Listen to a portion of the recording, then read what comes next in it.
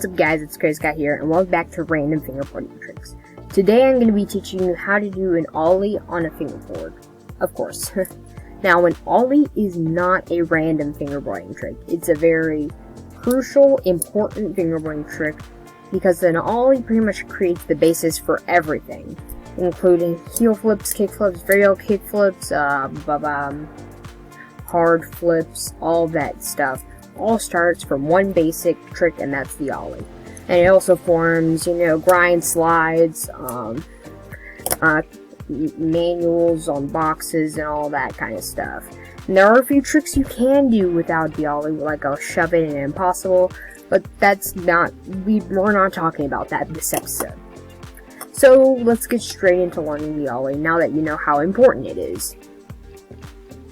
Now, for you new fingerboarders / skateboarders / handboarders, whatever you are, you need to learn what an Ollie actually is. It's essentially just a jump on the board.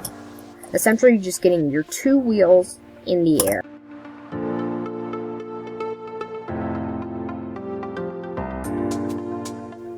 And that is an Ollie. So first, we'll start off with finger positioning. Your back finger definitely needs to be on the tail, and your other finger, your front finger, whichever you write in front, is going to be somewhere in the middle of the board where it feels comfortable. For me, it's closer to the middle of the board. Then the actual principle, or how to do the Ollie, is essentially just popping the tail up, popping it up. So the first thing you can do to practice is just practice popping the tail up. That could be your first little practicing. And then you're going to let it come up and have your hand kind of go up with it. Then slide your front finger up and have your entire hand follow the board until it lands. So you're going to pop, come up, like have your entire hand come up, bring your finger forward until it is pulling on the nose to make it go forward, and land. Pretty simple. Now I'm going to be going over a few tips to help you learn the Ollie.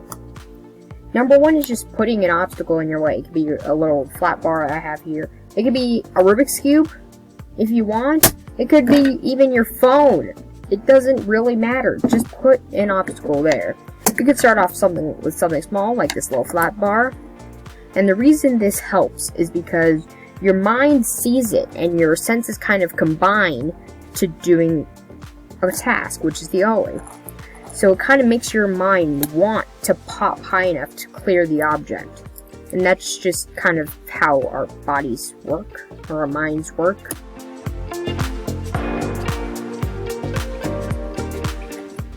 And after you master that, you can start by moving to higher objects.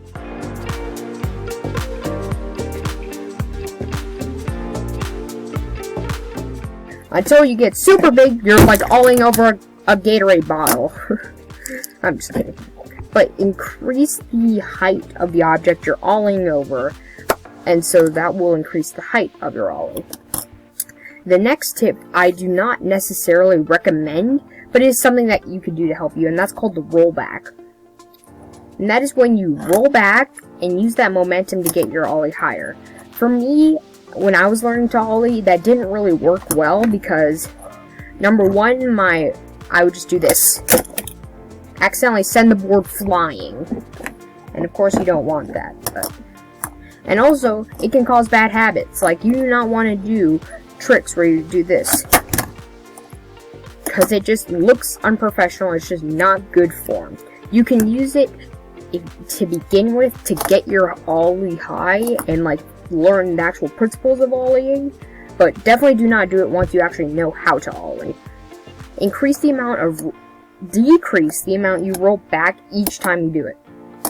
Another tip you could do, which I've heard that it helps people, but it didn't necessarily help me that much, is to find a soft surface, a soft squishy surface, and do your Ollies on there. And that will help bounce your Ollies higher, so you won't be worrying about the height, you'll be mainly worrying about the form of your Ollie. And there we go. Now guys, before we end up this episode, I do want to say a couple rules as well. Now, rule is, you cannot lift the ollie up with any of your fingers. Your fingers should never touch the bottom of the board.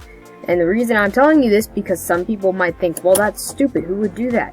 Is because some people think that this is an ollie, lifting it with their pinky. Some people think that's an ollie. And I'm just going to go ahead and say it, it isn't. Learn how to do an ollie correctly, because if you do that, that's going to give you bad habits later, because you won't be able to stop, because it will become muscle memory. And when you get muscle memory, it's very difficult to get rid of it. So, I don't want to point any names out, but Kai too does it sometimes. Or that's how he originally learned. And it took him a little while to get out of the habit, but he did it eventually. And that's pretty much the only rule with an ollie. Also, make sure you do it right the first time and not do any other cheating methods. So I'm just going to say that as a tip as a whole. Do not do it badly, even though you're like, oh, but I'm just learning, I need to know the form, blah, blah, blah, blah, blah. No, do it right the first time. And that's it. Conversation over. Anyway, guys, I hope you enjoyed this. It was a lot longer than normal fingerboarding, than normal random fingerboarding episodes. But that's because ollies are very, very important to get right the first time. Anyway, guys, good luck on your journey to doing the ollie. And make sure to practice, practice, practice. Because no matter how good you are in fingerboarding, you have to practice your ollies. And that's the only way you can get good at them. Anyway, I'm your host, Grace Guy. Thank you for watching.